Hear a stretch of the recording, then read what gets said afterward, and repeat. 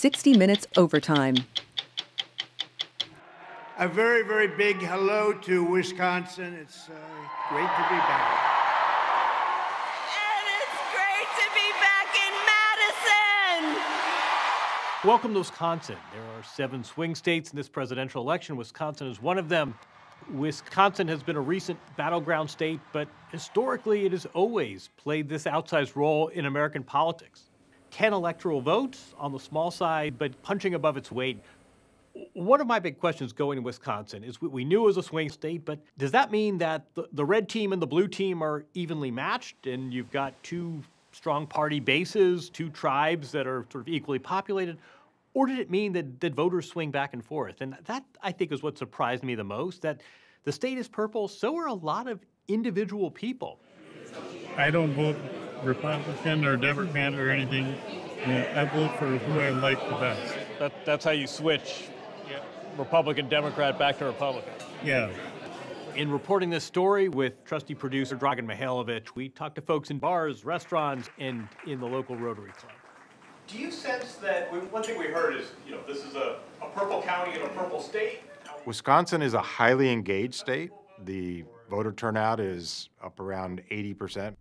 On the composite, Wisconsin ends up being one of those states where the elections are decided by just a few thousand votes. But it's not as though every county is 51-49, quite the contrary. There are 72 counties in Wisconsin.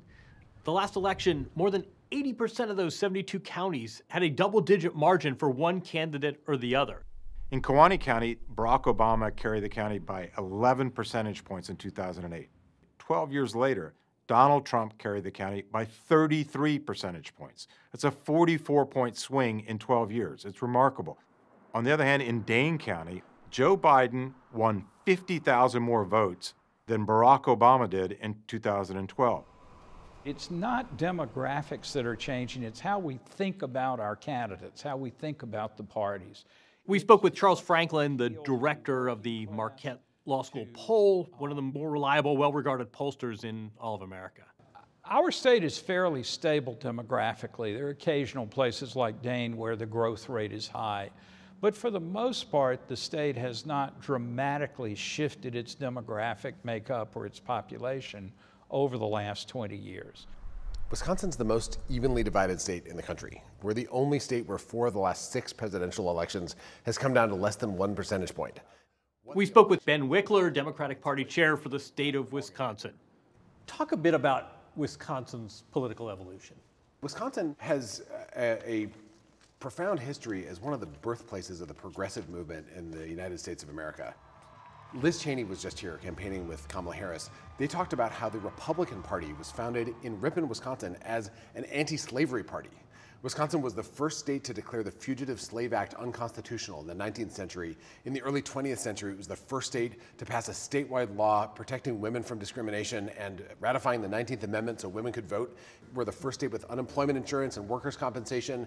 We created Earth Day in the state of Wisconsin.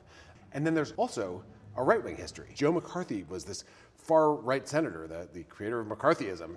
The John Birch Society held sway over the Republican Party and was headquartered in Wisconsin. So in some ways, this is the long arc of the pendulum swinging back and stuck right in the bottom.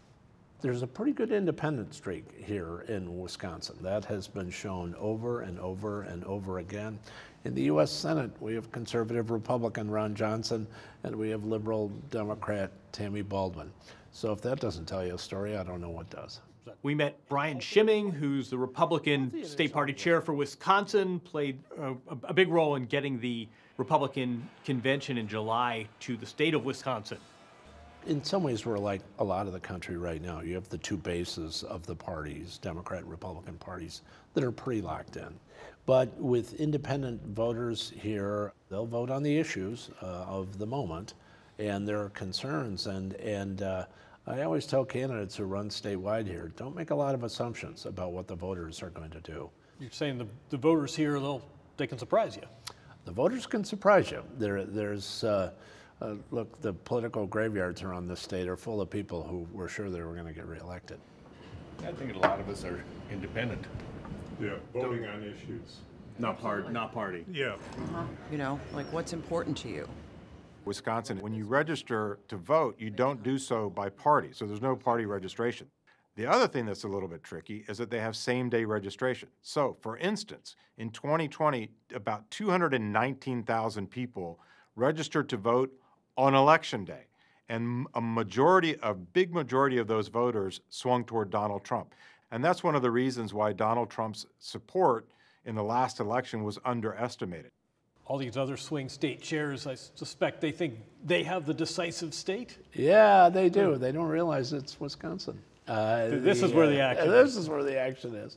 I mean, it's very, very close, and I think both sides would say that. What is it about this state that makes it such a razor's edge? Because the margins are so small and the stakes are so high, both parties have invested continuously.